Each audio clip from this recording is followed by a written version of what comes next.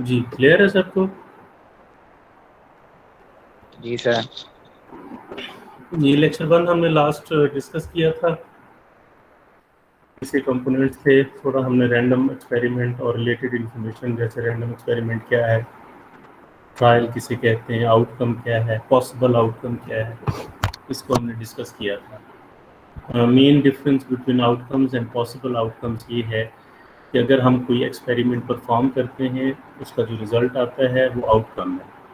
और अगर हम इससे पूछा जाए कि मैं रोलिंग अ डाइस में जब रोल करूँगा तो क्या क्या आ सकता है, तो हम बताएंगे 1 2 3 4 5 6, सिर्फ यही आ सकता है और कुछ नहीं आ सकता। तो बगैर एक्सपेरिमेंट परफॉर्म किए भी हम बता सकते हैं कि क्या आ सकता है। लेकिन आउटकम क्या होता है? जो एक्सपेरिमेंट हम करेंगे परफॉर्म, उसके बाद जो हमारे पास रिजल्ट आएगा वो आउटकम होगा। इसके बाद डेफिनेशन है सैम्पल स्पेस। सैम्पल स्पेस जो है वो collection of all possible outcomes है। यानी ये एक सेट है जिसके अंदर तमाम पॉसिबल आउटकम जो है वो पड़ी होती हैं, कलेक्ट होती हैं। जैसे अगर मैं टॉसिंग अ कॉइन की एग्जांपल लूँ, तो टॉसिंग अ कॉइन में जो सैम्पल स्पेस है वो ये बनेगी, S is equal to head and tail. ये और इसके जो सबसेट्स हैं, E1 एम्प्टी सेट इसका सबसेट है, E2 हेड इसका सबसेट है, E3 टेल इसका सबसेट है, और E4 हेड और टेल ये भी इसका सबसेट। ये सारे सबसेट्स कहलाएंगे इसके इवेंट्स। इवेंट्स तो सैम्पल स्पेस बड़ा सेट होता है, इवेंट उसका सबसेट होता है। कोई सवाल आपकी तरफ से?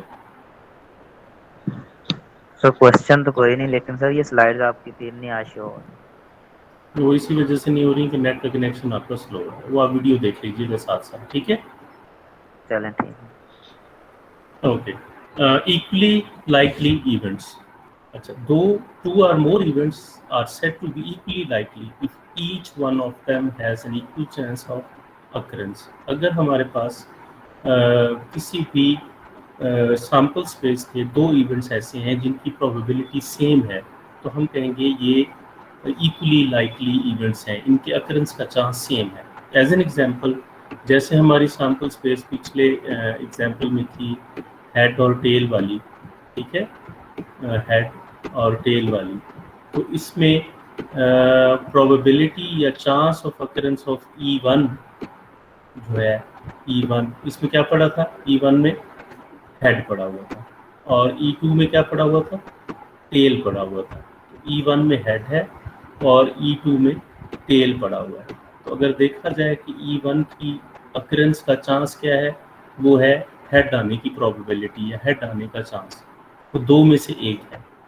इसी तरह टेल आने की प्रोबेबिलिटी वो भी दो में से एक है। तो E1 की प्रोबेबिलिटी 1/2 है और E2 की प्रोबेबिलिटी भी 1/2 है। तो दोनों की प्रोबेबिलिटी जो है वो 1/2 ये है, हेड और टेल इक्वली लाइकली इवेंट्स, ठीक है। For example in tossing a coin, एक कॉइन अगर हम टॉस करते हैं, जैसे मैंने आपको बताया था, event of getting a head and the event of getting a tail are equally likely. Head आने की प्रोबेबिलिटी और टेल आने की प्रोबेबिलिटी जो है वो इक्वली लाइकली है, ठीक है, इवेंट्स में। Mutually exclusive events, two or more events are said to be mutually exclusive.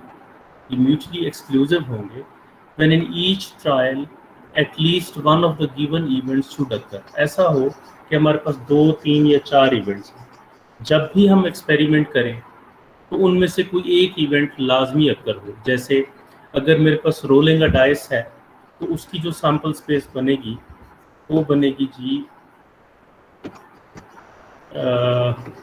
S is equals to, इसमें होंगे एलिमेंट्स 1 2 अप टू 6। अब मैं इसके कुछ इवेंट्स बना लेता हूँ। E1 ये मैं बना लेता हूँ, इसमें सिर्फ 1 और 2 रखता हूँ, 1 2 और 2,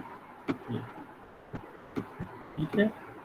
E2 बना लें, E2 ये आपके पास हो जाएगा 3 4, ये आपके पास 3 4, और E4 बना लें, E3 बना लें आप, 3 एलिमेंट्स पे मुश्तमिल है, 1 5 और 6। अब आप देखें अगर मैं कोई भी एक्सपेरिमेंट करूंगा, रोल करूंगा टास्क, तो या E1 में से आंसर होगा या E2 में से या E3 में से। तो मैं ये कहूँगा कि म्यूचुअली एक्सक्लूसिव इवेंट्स हैं, ये 3 इवेंट्स म्यूचुअली एक्सक्लूसिव हैं। ठीक है, आप 2 इवेंट्स भी बना सकते हैं, 4 इवेंट्स भी बना सकते हैं। Several events can be constructed on one sample space. 2 या 2 से ज़्यादा इवेंट्स आप बना सकते हैं ऐसे जो म्यूचुअली एक्सक्लूसिव। जब भी एक्सपेरिमेंट परफॉर्म किया जाएगा, इनमें से कोई एक आउटपुट लाजमी आएगा। ठीक है जी। One or more events are said to be exhaustive if all the possible elementary events under the experiment are covered by the events considered together. दूसरे लफ्जों में आप ये कह सकते हैं कि इन इवेंट्स को अगर मैं यूनियन करूं तो मेरी सैंपल स्पेस आ जाएगी पूरी की पूरी। In other words, the events are said to be exhaustive when they are such that at least one of the events compulsory occur, लाजमी वो अक्कर करेगी, बार बार वही चीज़ जो है वो रिपीट। चलो नेक्स्ट है कॉम्प्लीमेंट्री इवेंट्स। अच्छा, कॉम्प्लीमेंट्री इवेंट्स उसी तरह है जैसे कॉम्प्लीमेंट्री सेट होता है। अगर एक सेट में 1 2 3 एलिमेंट्स हैं और यूनिवर्सल सेट में 1 से लेकर 10 तक एलिमेंट्स हैं, तो ए सेट का कॉम्प्लीमेंट क्या होगा? 4 5 से लेकर 10 तक के एलिमेंट्स। तो इसी तरह इवेंट का भी कॉम्प्लीमेंट्री सैंपल स्पेस से लिया जाएगा। फर्ज करें हमारे पास कोई इवेंट है, the event A occurs and the event A does not occurs are complementary events. अगर ए इवेंट है तो ए का कॉम्प्लीमेंट क्या होगा? सैंपल स्पेस में से ए को आप माइनस कर देंगे। रोलिंग अ डाइस में 1 3 5 अगर आपके पास इवेंट है तो इसका कॉम्प्लीमेंट होगा 2 4 6। जो बाकी बचेगा सैंपल स्पेस में वो कॉम्प्लीमेंट्री इवेंट होगा। ठीक है, हम ए डज नॉट अकर को ए कॉम्प्लीमेंट, जैसे कि सेट फॉर्म में हम कॉम्प्लीमेंट्स लिखते हैं, उसी फॉर्म में कॉम्प्लीमेंट की फॉर्म में से डिफाइन करें। The event and its complement are mutually exclusive. लाजमी है कि इवेंट और उसका कॉम्प्लीमेंट जो है वो म्यूचुअली एक्सक्लूसिव हो। जब भी हम डाइस रोल करेंगे या ए अकर करेगा या ए अकर नहीं करेगा। तो ये म्यूचुअली एक्सक्लूसिव की एक एग्जांपल ये भी होगी आपके पास। These two events are mutually exclusive and complement to each other. ये भी याद रखें, mutually exclusive तो है लेकिन ये complement to each other है, ये एक दूसरे की जिद है, तजाद में। Independent events. Events are said to be independent if the occurrence of one does not affect the others. मिसाल के तौर पर यही टॉसिंग अ कॉइन की अगर हम एग्जांपल ले लें, तो एक इवेंट अगर हेड अकर हो रहा है तो टेल जब अकर होगा वो डिपेंड नहीं करेगा कि पीछे हेड कितनी दफ़ा अकर हुआ है या पीछे टेल कितनी दफ़ा अकर हुआ है। ऐसे इवेंट्स इंडिपेंडेंट इवेंट्स होते हैं। लेकिन इवेंट्स ऐसे भी होते हैं जो डिपेंडेंट होते हैं, उसकी भी एग्जांपल्स आगे जाके आप देखेंगे। लेकिन याद रखें वो events, those events are said to be independent if the occurrence of one does not affect the others.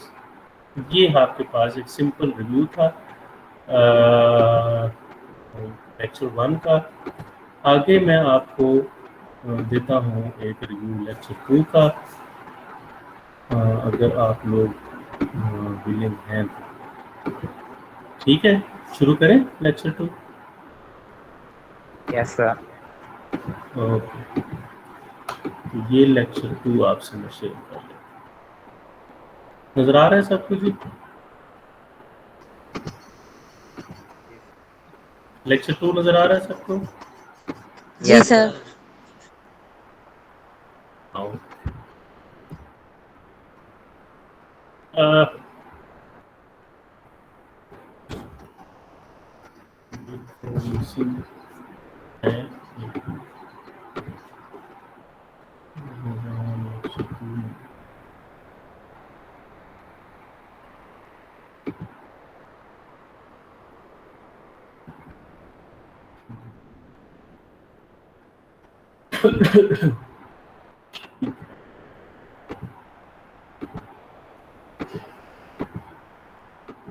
चलो, तो लेक्चर 2 जो है ये हमारे पास अब स्टार्ट होगा।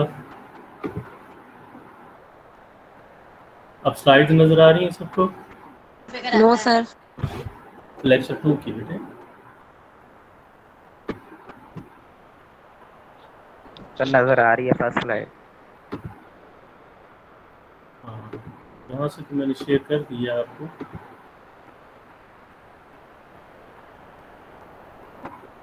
सर शो हो रही है स्लाइड। हो रही है। जी sir. Okay, outlines.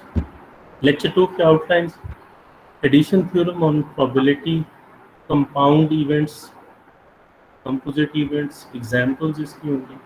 We shall discuss the addition theorem on probability for mutually exclusive events and not mutually exclusive events. वो events जिनका union sample space बनाएगी वो mutually exclusive है, और वो events जिनका union sample space नहीं बनाएगी उनके लिए। If two events A and B are mutually exclusive, the probability of occurrence of either A or B, A और B sets की form में union है और probability की form में addition होगा। दो इवेंट्स जो म्यूचुअली एक्सक्लूसिव हैं उनकी अक्रेंस इधर ए और बी लाजमी, यानी में से कोई एक लाजमी अकर करेगा, is the sum of the individual probabilities of A and B. इनकी यूनियन की प्रोबेबिलिटी इनकी इंडिविजुअल प्रोबेबिलिटीज का सम होगा। ये वो इवेंट्स हैं जो म्यूचुअली एक्सक्लूसिव इवेंट्स हैं। क्या है इनमें? इनका यूनियन सैंपल स्पेस बनाएगा और इनमें कॉमन एलिमेंट कोई नहीं होगा। ये म्यूचुअली एक्सक्लूसिव इवेंट्स हैं, इसलिए इनके लिए लाजमी है कि अगर आप इनके यूनियन की प्रोबेबिलिटी निकालना चाह रहे हैं तो आप इन दोनों की प्रोबेबिलिटीज को सम कर लें तो यूनियन की प्रोबेबिलिटी आ जाएगी। नजर आ रहा है ये सबको? सर स्लाइड शो नहीं हो रही आपकी जिसे आप पढ़ा रहे हैं। चलिए वो फिर वीडियो में देखिएगा। मैं तो कोशिश तो कर रहा हूँ, लेकिन आपके नेट का कनेक्शन स्लो होने की वजह से बेटे बात दफा होता है इशू। सर ये नेट पे इशू नहीं है सर कि आप आपकी तो आवाज ही नहीं आ रही बेटे, पता नहीं क्या issue. If two events sir मैं A and B are not mutually exclusive, अगर दो events mutually exclusive ना हो तब क्या होगा? The probability of event that either A or B or both occur is given as probability of A union B equals probability of A plus probability of A minus probability of A intersection B। होगा क्या कि अगर आप दो sets के या दो events के यूनियन की प्रोबेबिलिटी निकालना चाह रहे हैं तो probability of A union B is equal to probability of A plus probability of B। इनका सम होगा जैसे पहले था, लेकिन चूंकि ये म्यूचुअली एक्सक्लूसिव नहीं है तो इसमें इंटरसेक्शन की प्रोबेबिलिटी एक दफ़ा हम माइनस करेंगे probability of A intersection B। तो ये भी एक सम का फार्मूला है यूनियन की प्रोबेबिलिटी फाइंड करने के लिए जब इवेंट्स म्यूचुअली एक्सक्लूसिव ना हो। लेकिन ये है दो इवेंट्स के लिए। अगर दो से ज़्यादा इवेंट्स हैं, ठीक है, तीन इवेंट्स, फिर क्या है? In the case of three events A, B, C, probability of A union B union C equal होगी probability of A जमा probability of B जमा probability of C। माइनस करेंगे हम A इंटरसेक्शन B की probability एक दफ़ा, फिर minus करेंगे हम A इंटरसेक्शन B की probability एक दफ़ा, फिर माइनस करेंगे हम B इंटरसेक्शन C की probability एक दफ़ा, और फिर हमें ऐड करनी पड़ेगी एक दफ़ा A intersection B intersection C की प्रॉब्लम। तीनों में कॉमन है। ये जो है दो तीन प्रॉपर्टीज जो मैंने आपको बताई हैं, इसका अभी तक हमने प्रूफ नहीं दिखाया। तो आप किसी में एक टास्क होगा तो ये कि आप इसका जो प्रूफ है उसको ट्राई करें और वो मुझे सबमिट करवाएं। ये आपकी पहली असाइनमेंट होगी, ठीक है जी। कंपाउंड इवेंट्स, वो कौन से इवेंट्स हैं जिनको हम कंपाउंड इवेंट्स कहते हैं? The joint occurrence of two or more events is called compound. Joint occurrence का मतलब है एक ही वक्त में वो अकर करें।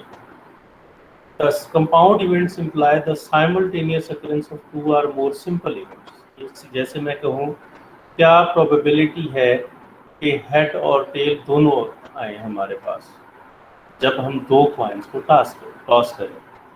तो head head, head tail, tail head और टेल टेल, ये चार पॉसिबल आउटकम्स हैं, लेकिन इसमें हमारी फेवरेबल आउटकम होगी हेड टेल और टेल हेड। तो ये इस किस्म के जो इवेंट्स होंगे जो हम साइमल्टेनियस की बात कर रहे हैं, एक ही वक्त में अकरेंस हो जिनकी, वो कंपाउंड इवेंट्स कहलाएंगे। For example in tossing of fair coins simultaneously the event of getting at least one head is a compound event. At least one head is a compound event, ठीक है। अच्छा, at least one tell कह लें तो भी ये compound event है। अच्छा, ओनली हेड अकर्स, ये भी एक कंपाउंड इवेंट है कि दोनों हेड आए, ठीक है। अगर 3 दफ़ा टास्क किया है तो तीनों हेड आए। तो ये चीज़ जो है कंपाउंड इवेंट्स की कंडीशन है, ये है compound.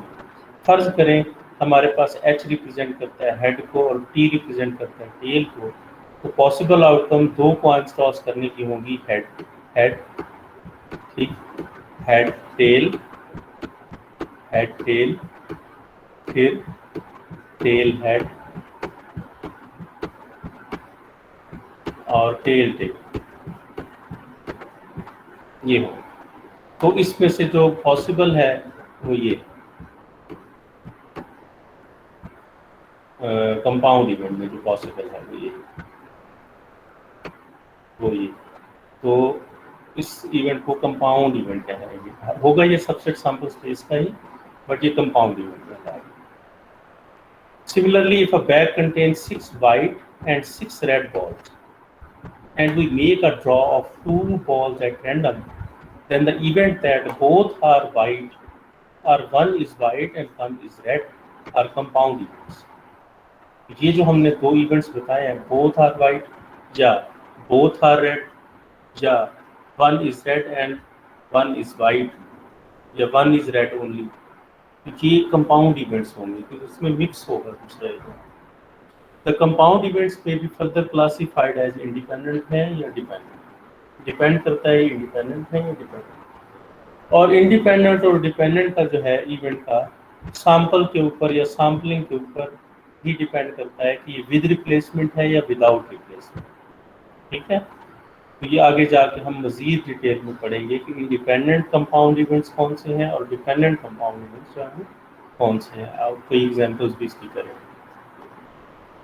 Independent events, if 2 or more events occur in such a way, अगर 2 या 2 से ज़्यादा इवेंट्स इस तरह अक्कर करें that occurrence of one does not effect the occurrence of other, अगर एक की अकरेंस दूसरे की अकरेंस को इफेक्ट ना कर रही है, तो इस तरह के इवेंट को हम कहेंगे इंडिपेंडेंट इवेंट। जैसे मैं सेवरल ट्रायल्स अगर करता हूँ कॉइन टॉसिंग के, हेड टेल रिकॉर्ड कर रहा हूँ, तो 10 अगर मैंने फर्ज करें टॉस किए हैं, तो 11वां टॉस जो मैं कर रहा हूँ उसमें मैं नहीं बता सकूँगा कि ये जो आने वाला आउटकम है ये पिछले पे किसी पे डिपेंड भी कर रहा है या नहीं, ये मैं नहीं बता सकूँगा। तो ऐसा इवेंट जो 11वां इवेंट होगा मेरा, वो कहलाएगा कंपाउंड इवेंट। ओके,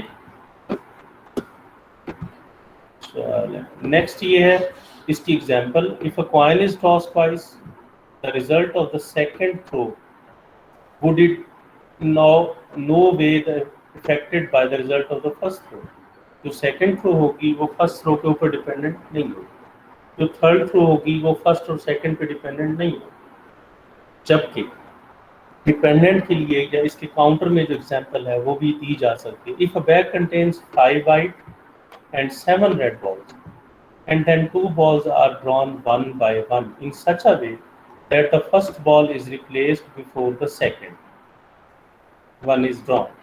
इसका मतलब है कि जो पहली बॉल मैं निकालूंगा उसको मैं बाहर रख दूंगा, वापस बॉक्स में नहीं डालूंगा, बैग में नहीं डालूंगा।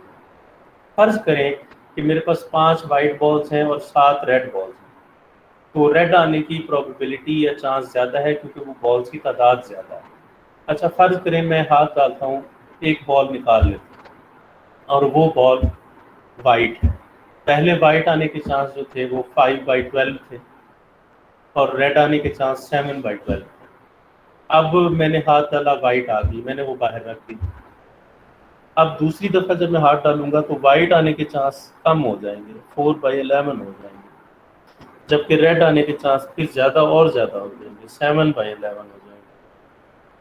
तो इसका मतलब पिछला ड्रॉ जो है वो अगले ड्रॉ पे इफेक्ट कर रहा है, पिछले ड्रॉ के ऊपर अगला ड्रॉ डिपेंड कर रहा है। इसका मतलब यहाँ ये जो इवेंट्स हैं ये इंडिपेंडेंट इवेंट्स नहीं। In this situation the event 2 events will be sorry, in this situation the 2 events, the first ball is white and the second ball is red, will be dependent. It's not independent but it's dependent. Okay, ये independent नहीं होंगे, ये dependent। Since the composition of balls in the bag remains unchanged before a second draw is made, अगर composition change नहीं होती फिर तो ये dependent होंगे, independent होंगे, otherwise ये dependent. ठीक, इसी को elaborate किया है आगे. If the occurrence of one event influence the occurrence of other, then the second event is said to be dependent on the first event. In the above example, we do not replace the first ball draw. This will change the composition of ball in the bag while making the second draw. अगर हम ball वापस ना डालें bag में तो ये इसको change कर देगा प्रोबेबिलिटी को और इवेंट डिपेंडेंट हो जाएगा. Drawing a red ball in the second will depend on the event first ball is red or white.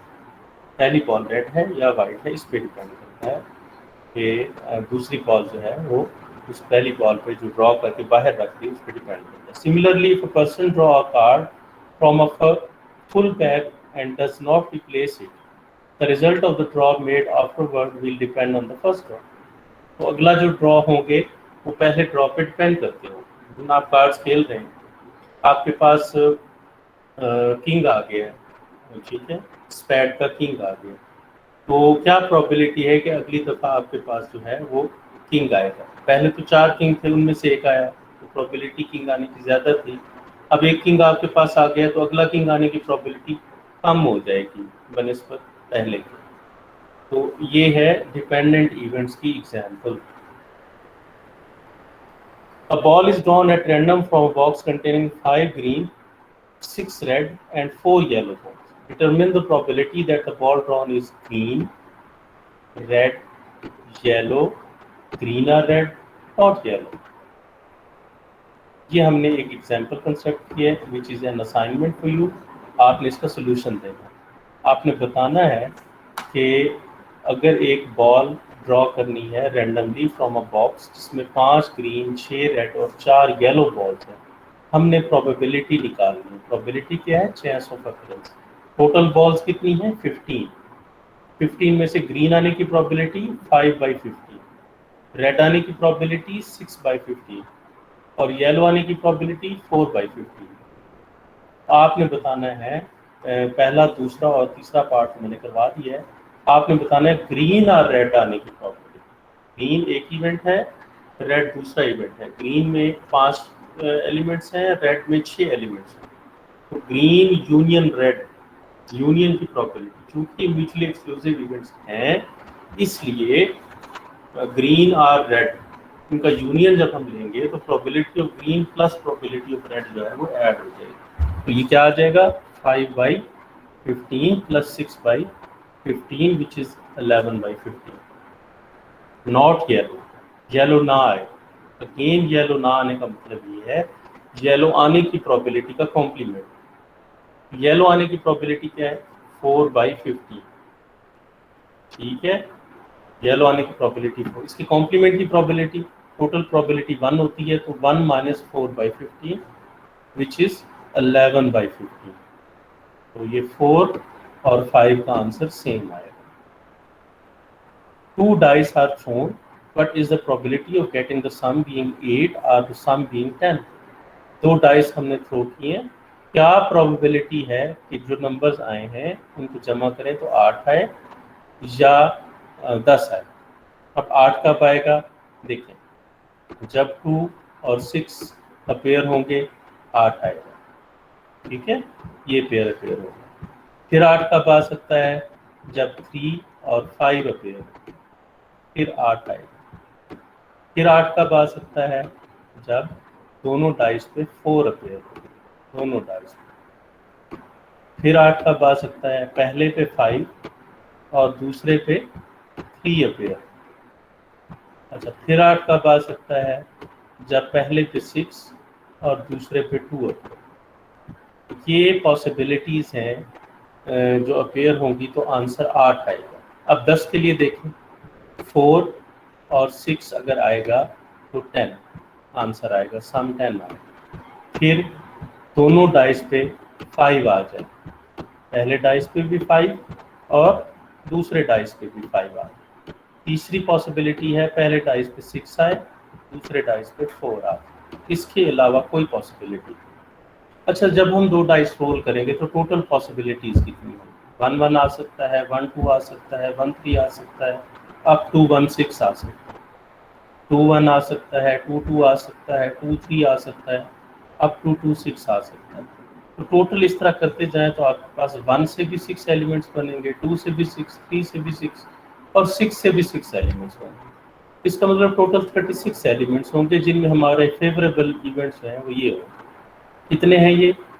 2 6 3 5 4 4 5 3 6 2, ये 5 हैं और 6 7 और 8, तो 8/36 जो है वो प्रोबेबिलिटी होगी इसकी 8 आने की या 10 आने की।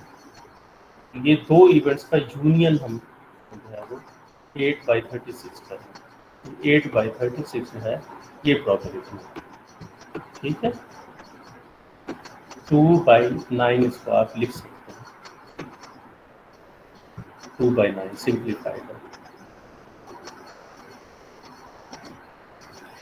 Total number of balls in the box 5 6 4, ये उसके सॉल्यूशंस आ रहे हैं जो क्वेश्चन मैंने आपको भी करवाए हैं।